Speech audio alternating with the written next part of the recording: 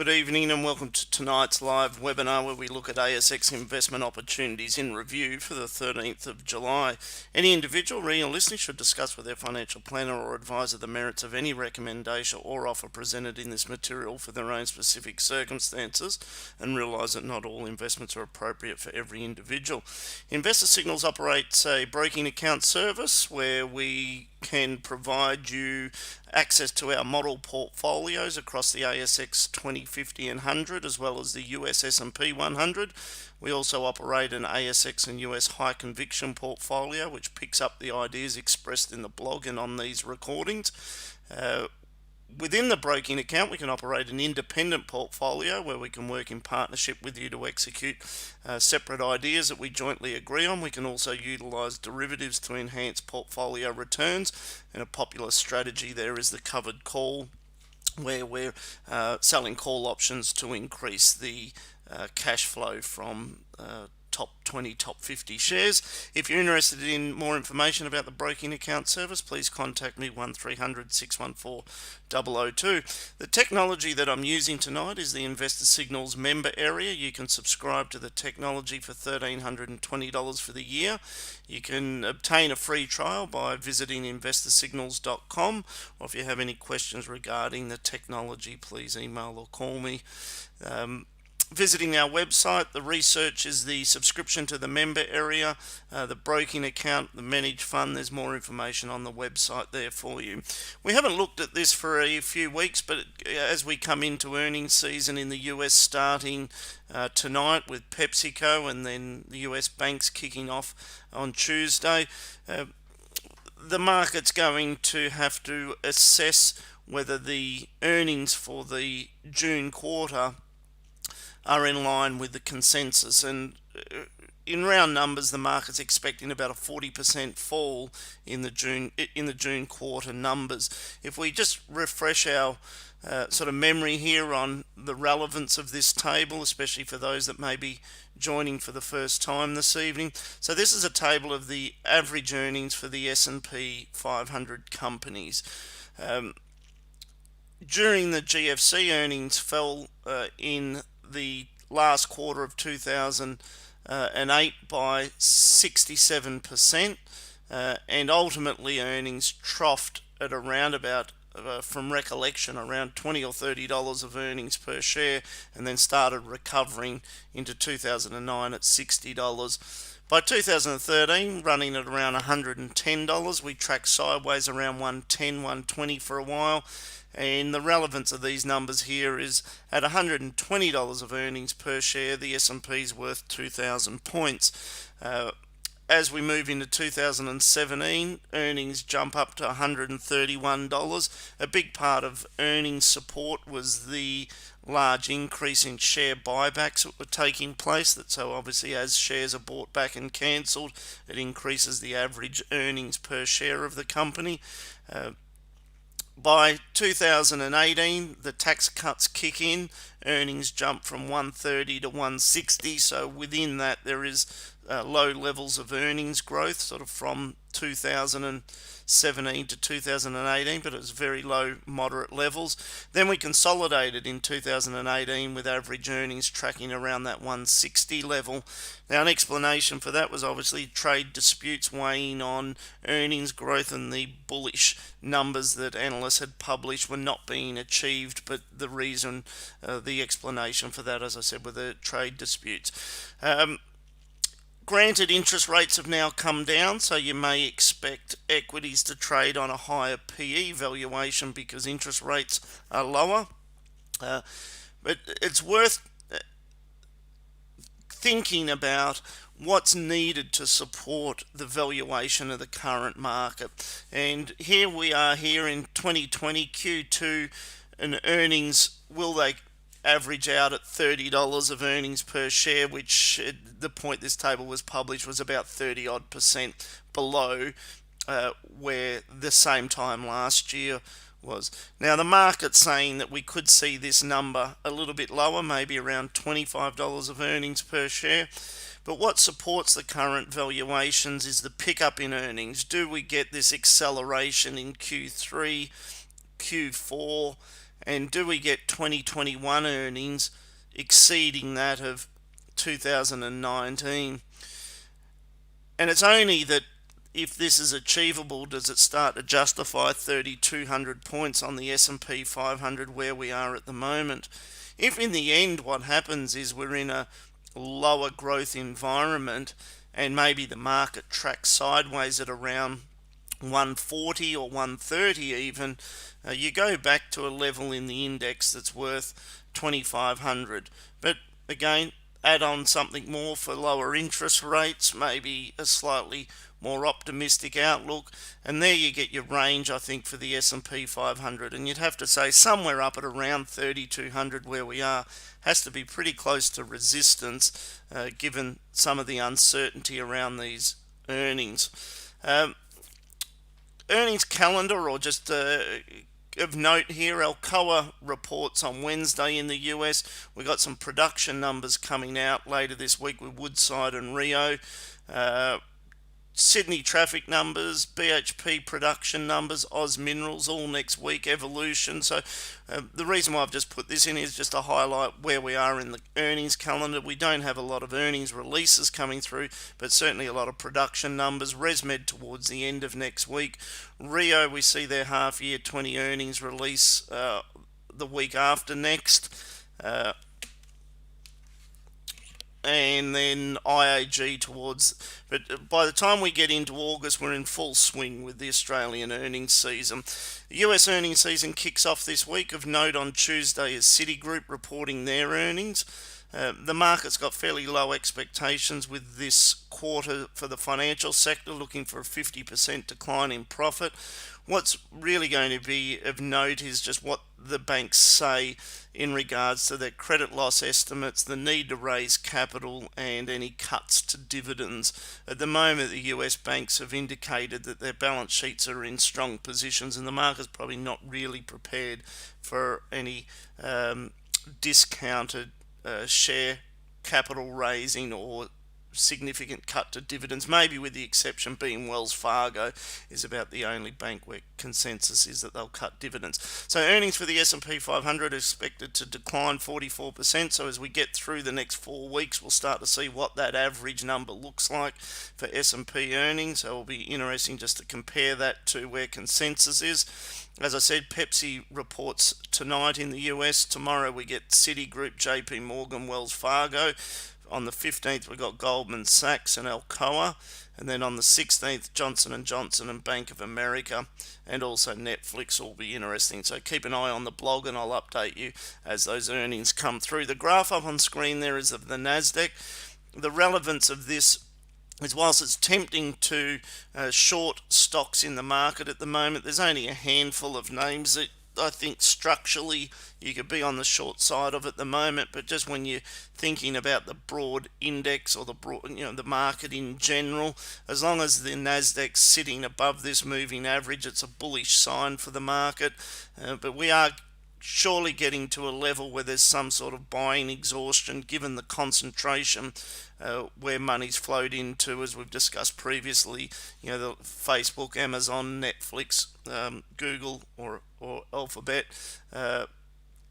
So you're seeing this crowded trade within these technology names, the big cap technology. Interesting, on Friday night in the US, though, we did start to see a little bit of rotation, and the banks in the US had a strong session, and I'll just show you a couple of those charts as we go through tonight's analysis. Moving straight into the Australian market.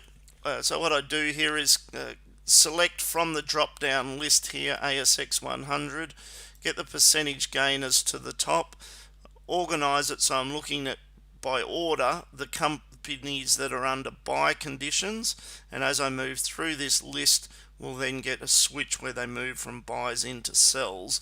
So starting with these, Virgin Money, high risk, but there is an opportunity here, but it's not really sort of part of it. of our core strategy at the moment, but it may be something worth that I'll revisit on the blog in the week ahead. TPG Telecom, buying this on a sell-off down to $8, I think provides a good buying opportunity. So add that one to you, make a note of that at around $8. Good entry opportunity there in TPG following the merger with Vodafone. Illumina, support there at around 155. Run stop losses below that. There are some risks around the implications of the findings from the ATO, where there is not only, I think, $200 odd million in taxes to be paid, but interest penalties accumulated over a 20-year period. The market seems to be brushing that off and comfortable that the strong earnings outlook for Illumina. A number of analysts are upgrading their price targets to $2, but it obviously does require the market to stay reasonably buoyant.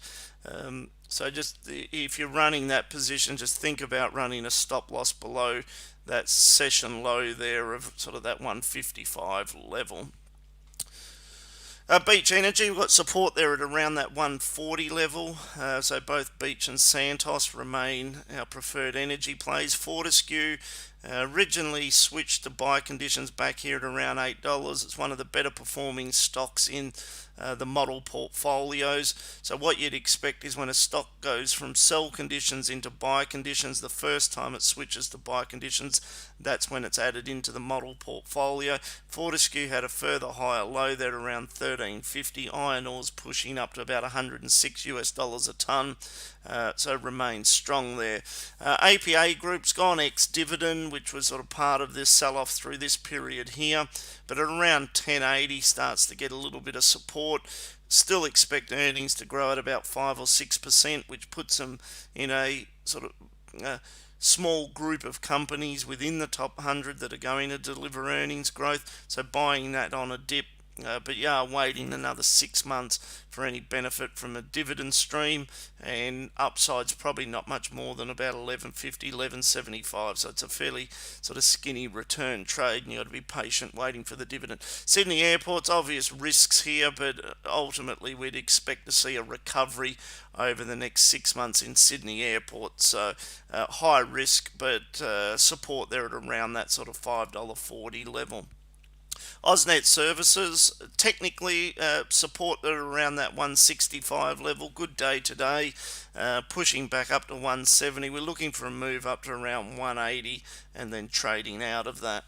Westpac, as I mentioned earlier, the US banks had a strong night on Friday night, and most of them finished on their session highs, up anywhere from 4 to 6%. So the Australian banks had every reason to rally today and hold on to that, and for the most part they didn't. So that was a bit surprising. I thought the buying interest would have been a bit stronger in the Aussie banks, but it obviously reflects some of the issues we're dealing with here. That consensus is that the Aussie banks are obviously going to have more significant loan provisions and losses that will come into account in the back half of this year, and for that reason the market's still remaining a bit cautious on these. Dexus not doing there at the moment. JB Hi-Fi, we feel this is a bit expensive, up at $42, looking for it to pull back. It might be a month or two away, but we'll keep an eye on that for the next algorithm buy signal. Ansell, same thing here. We like the business, like the story, bit expensive. In the coming months we'll see that sell off, maybe back at around $32, and we'll see that switch back to buy conditions. QBE Insurance, if we're combing through these top 100 stocks that are under buy conditions, QBE doesn't rate high on our list. We still see some risks in the insurance area and avoiding that. Now these gold stocks have done very well.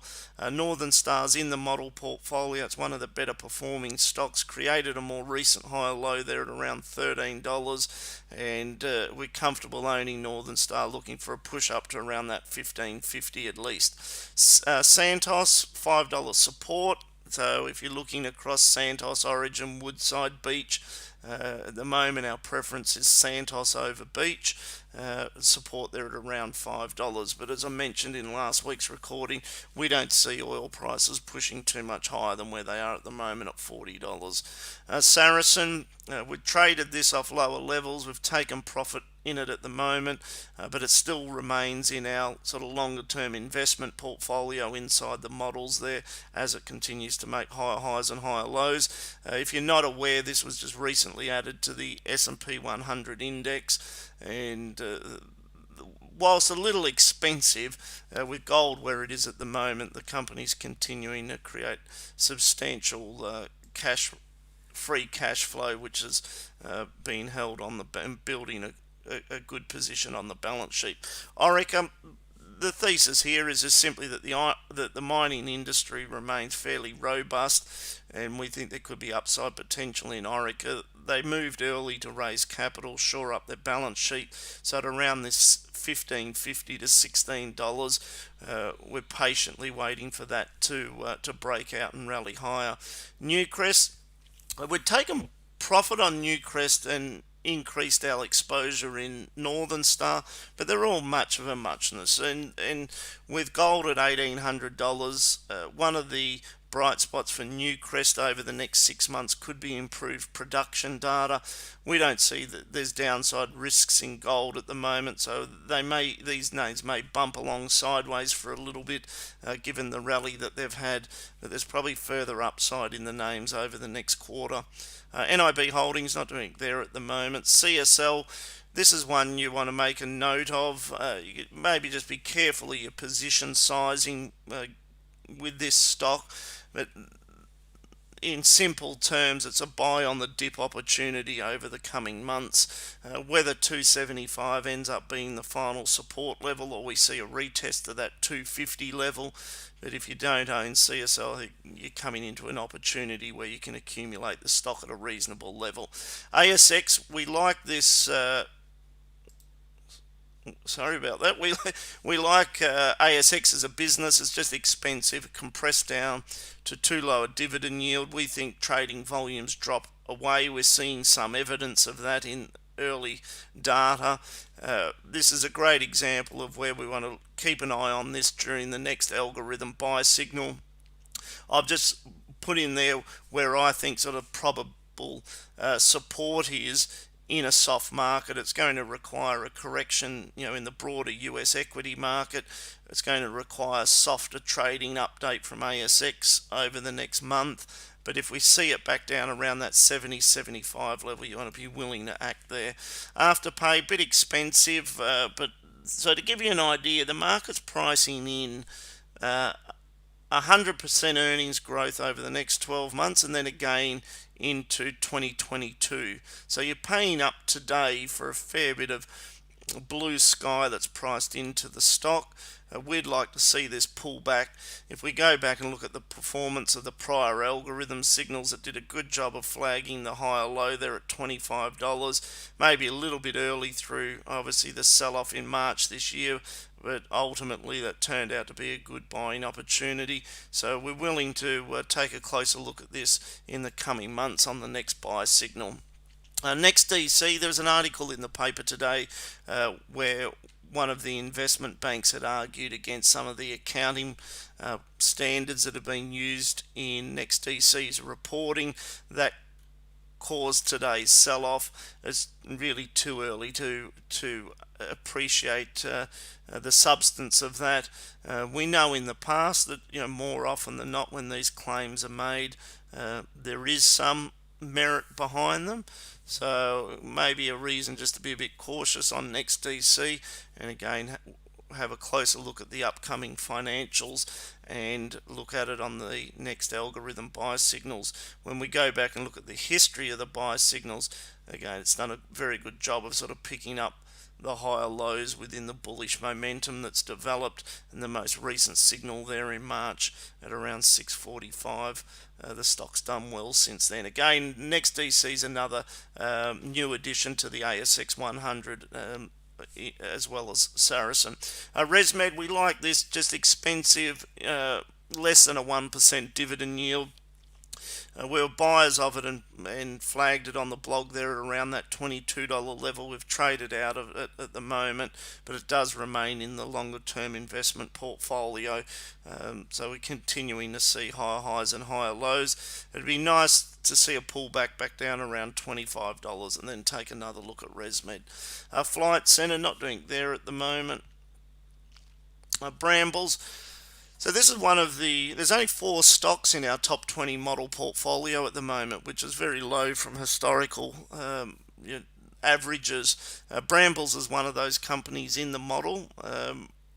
We're attracted to this, also supported by the commentary the company provided 6 weeks back, where they highlighted earnings to grow around 5%.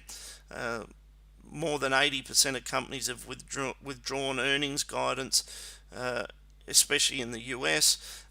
So for Brambles to come out and reaffirm that should be a positive sign as we come into the earnings release in the weeks ahead.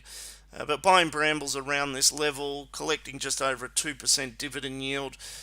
If you're wanting to sell covered calls over it up at around that 11.50 level, you're adding an extra 6-7% cash flow on a annualized basis, and obviously allowing for some capital growth. But around that $10.50 to $11 level, we think is a reasonable entry point into Brambles. Sonic Healthcare, we really like the fundamental story here, especially on a medium to longer term basis. Up at around $32, it's expensive. It's another name that we're looking to identify that next algorithm buy signal. If we go back and look at the history of the signals, they've generally done a good job of capturing the broad uptrend in Sonic Healthcare, and we can see that continuing for years to come. So looking to enter into that on the next buy signal. Ramsay Healthcare, buying opportunity in this. The recent negativity is obviously in line with the increased cases of COVID in Victoria and potentially in New South Wales as well. Has an impact on elective surgeries, and the market's starting to factor in some of that short-term impact to earnings for Ramsay. The sell-off creates a buying opportunity. Keep an eye on this in tomorrow's session. Maybe if we get another week open down at around $60 there, it's an opportunity to take advantage of Ramsay. Now what's happened, we've gone out of stocks that were in buy conditions, and we're moving into the bottom half of that list, where all the next series of stocks are under sell conditions. So Treasury Wine just came out with an earnings update that was below market consensus.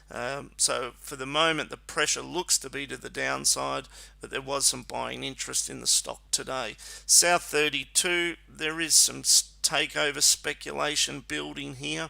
But again, these stocks are all under sell conditions. But if you're looking for sort of something cheap that could be a potential takeover target, South 32 fits that bill. GPT still cautious on exposure to Melbourne Sydney property trusts at the moment, especially inner city office. BlueScope Steel, we had the sell signal at $13. For the moment, the structure's still negative, so we're assuming that's heading lower. AGL Energy, some yield support there, but not much on the growth side. Tabcorp, concern there of some of the underlying trends in the business, and we'll look at a lot closer at Tabcorp, and I'll update following the earnings release on the blog. Mirvac not doing there at the moment, or in Spark. Nine Entertainment, don't think the numbers look particularly good there.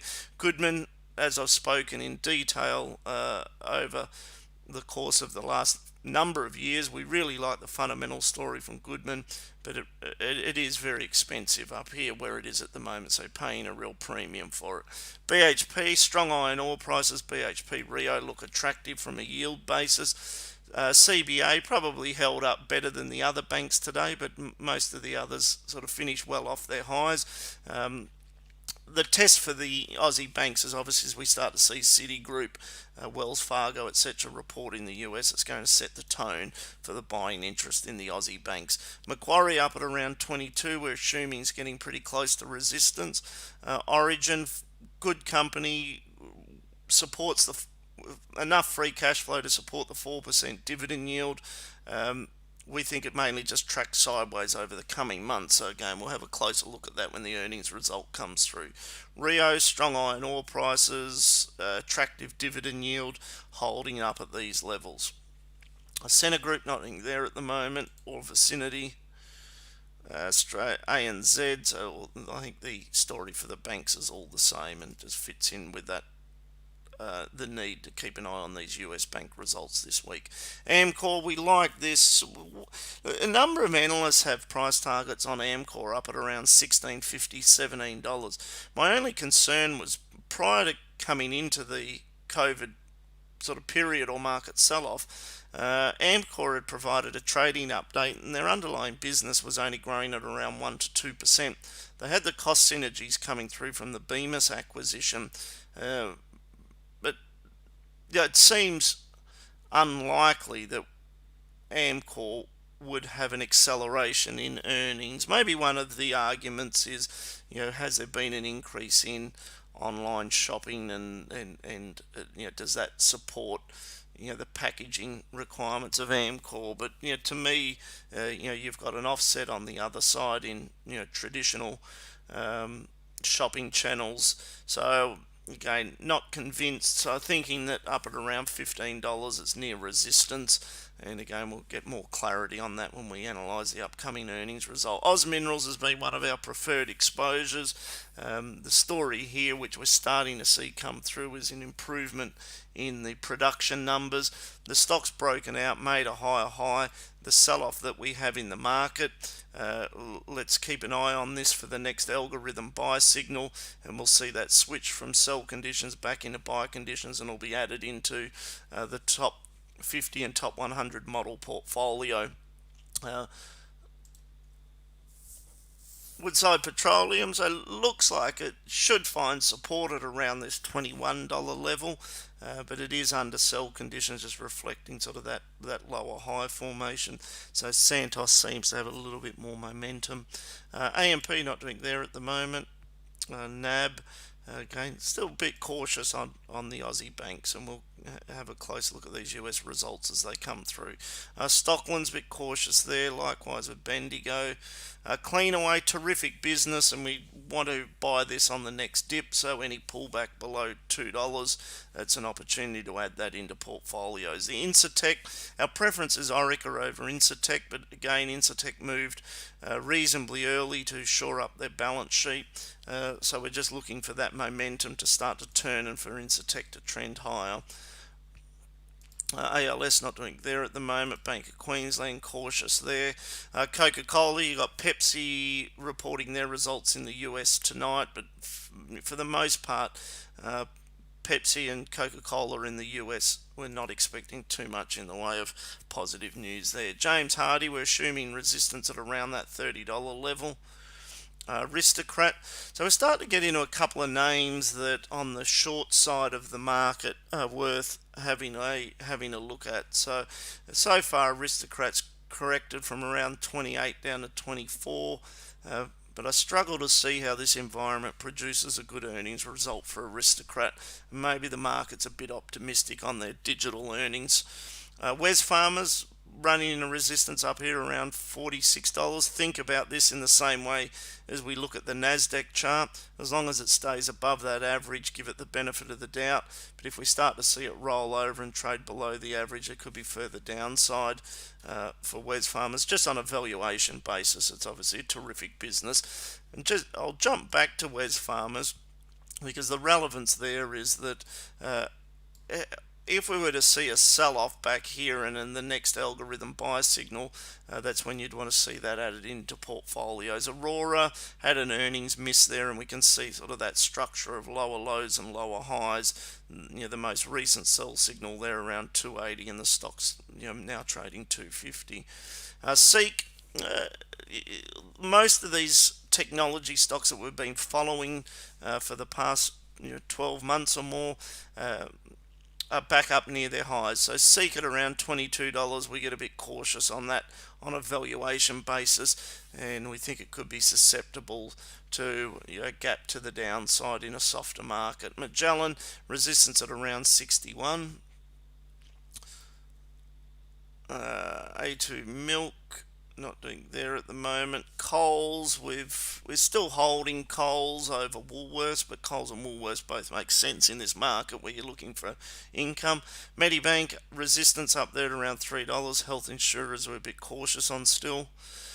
Ampol, which is the old Celtex business, so $28 was always around fair value for Ampol. It only had that spike higher off the back of the takeover offer. So in the absence of that, I think you could just build a case that it's back at fair value.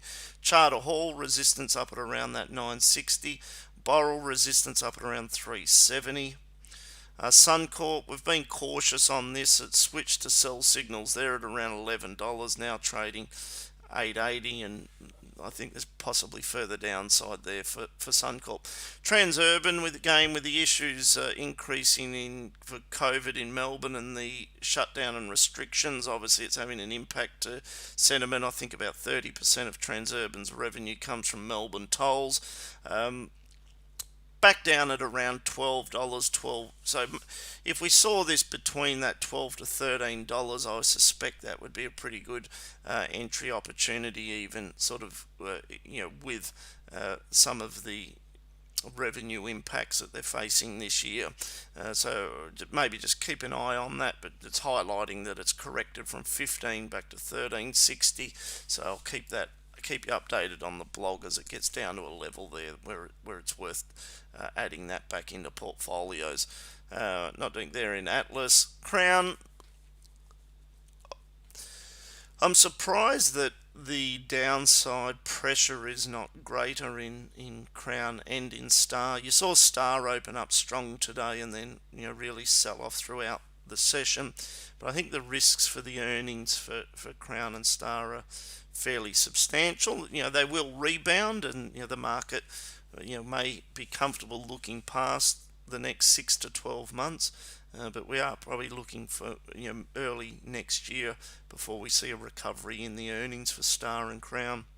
REA Group up at 105 looks expensive. These technology stocks have probably ran too far. Sol not doing there at the moment.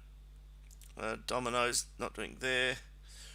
Reliance not doing there at the moment. Insurance Australia getting down to a level where the valuation starts to look attractive, but just not sure on the catalyst there to really drive earnings. Car sales up at around $18 near resistance. Now the downside's not significant in these tech names that have ran too hard, but in a period where we do see some sort of profit taking in the US, you could see sort of a 10 to 15% correction in some of those leading tech names. Computershare, this will be a really interesting earnings result to take a closer look at, but feeling that there's resistance up at around that $14 level there. Evolution, so preference is Northern Star and Newcrest over Evolution. Qantas, cautious there. Woolworths, up at resistance, but whether you take profit or you're just happy to sell covered calls over them. Horizon running in a resistance at around that $5 level. Xero would take a look at this on the next sell-off and on the next algorithm buy signal. Cube Holdings up against resistance there for the moment around that $3. So this is Star Entertainment. I spoke there about how it opened on sort of positive article in the newspaper about them pushing forward with their property developments, but later faded towards the end of the day. And I think from a cash flow standpoint, Star and Crown really struggle over the next 6 or 12 months. Telstra started to break higher on increased commentary in the market around the spin-off of Infrastructure Co. And I think that's has merit, that long-term story there, but we are looking maybe another 18 months before Infrastructure Co is separated. Cochlear ran into resistance there at around 205, switched back to sell conditions, so our preference is CSL and Ramsay over Cochlear within the healthcare space. WiseTech resistance at around that $22 level. Downer under sell conditions. Link Administration under sell conditions. So as I've highlighted in the last few weeks, we've seen a big increase in the number of stocks undersell conditions, and we're probably in an environment where about 70 to 80% of the 100 index is undersell conditions, and we're only left with a small group of stocks that are showing positive momentum. Altium there, resistance at around 37. Lendlease, so resistance at around that $13 odd level, and it's probably more of a recovery story for next year. Oil Search, lower high there at around $4. CIMIC Group, now again, we don't often buy stocks that are under algorithm sell conditions, but we'll be looking at the upcoming earnings result here for CIMIC. We're hoping to see that revenues are holding up okay. They're clearly in the right sector, exposed to infrastructure, where if their bad debts can be kept under control, then we should see an improving business, given that they've cut that exposure to the Middle East and focusing on Australia, New Zealand, and Asia. And there we are, back to Virgin Money.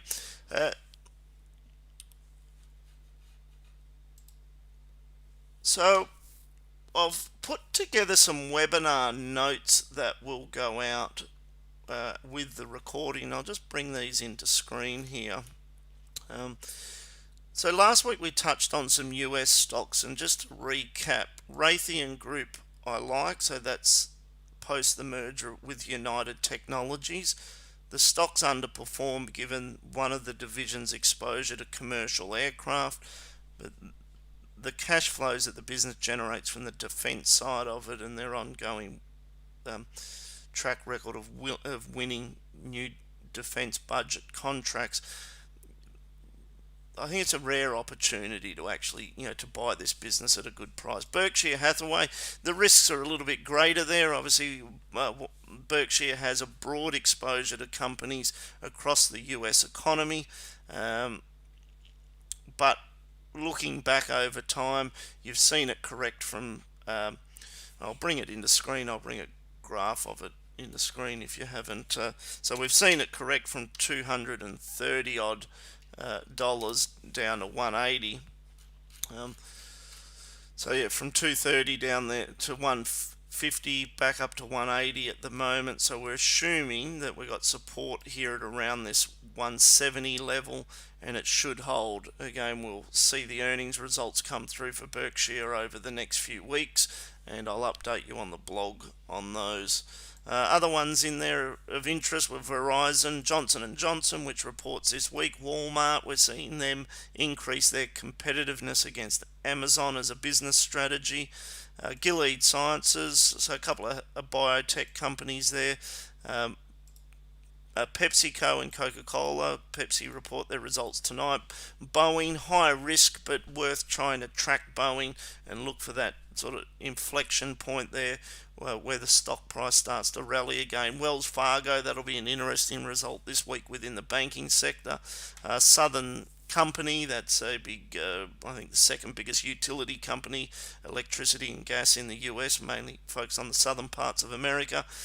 And ALXN is a recent algorithm buy signal, and we haven't had too many of them, but AMD, which is the chip maker in the US, that's done well following the signal at around $50. It's now trading $57.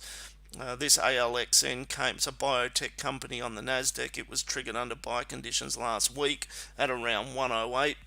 So if you're interested in following some of these US stocks, you can do that by typing the names in, or again going into your watch list here and selecting either the US S&P 100 or the Nasdaq and toggling through those.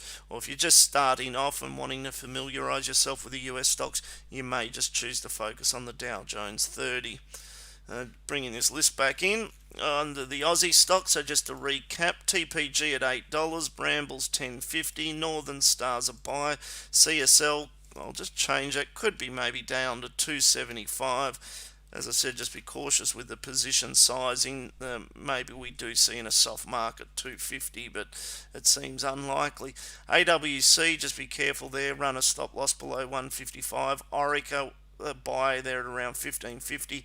Ramsay Healthcare just back down around that $60 level. Keep an eye on that tomorrow, how that opens. Santos around $5.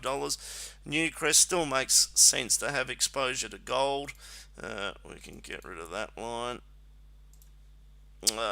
Sydney Airport's high risk for obvious reasons. APA, I think I covered that. On the ETF side, now if you're trying to profit from the market falling, keep an eye on that Nasdaq. When it breaks below that 10-day average, have a think about these ETFs, either the Bear, the BBUS, or the BBOS. They're all inverse, meaning they go up in value when the market goes down. VBLD is the Vanguard Global Infrastructure ETF. As a risk-off increases in the market, I'd expect this infrastructure ETF to find buying support. IXI is the consumer staples, and WDIV is the global dividend fund, which has exposure to, among other sectors, US banks, but expecting that to find support at around that $15 level. On the short side, on the ASX, so we look at Seek, REA, Aristocrat, Crown, Star Entertainment, Tabcorp and Wally's.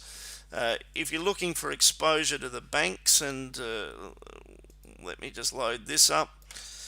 One of the ways to think about this is that if the Australian banks aren't going to do particularly well unless the global picture improves, then this ETF gives you exposure to all the global banks. So as we come into the reporting on Tuesday night for Citigroup, this would have to hold above this sort of 460 level. A break below that, I think the downside move in the banks then becomes fairly substantial. So this is a key earnings result, and the commentary out of Citigroup on Tuesday is really going to set the tone. So thank you for listening in this week, and obviously we'll do another recording next week. If you'd like to talk to me about some of the commentary that I provided this evening, or if you'd like to have a discussion about the Investor Signals broking account,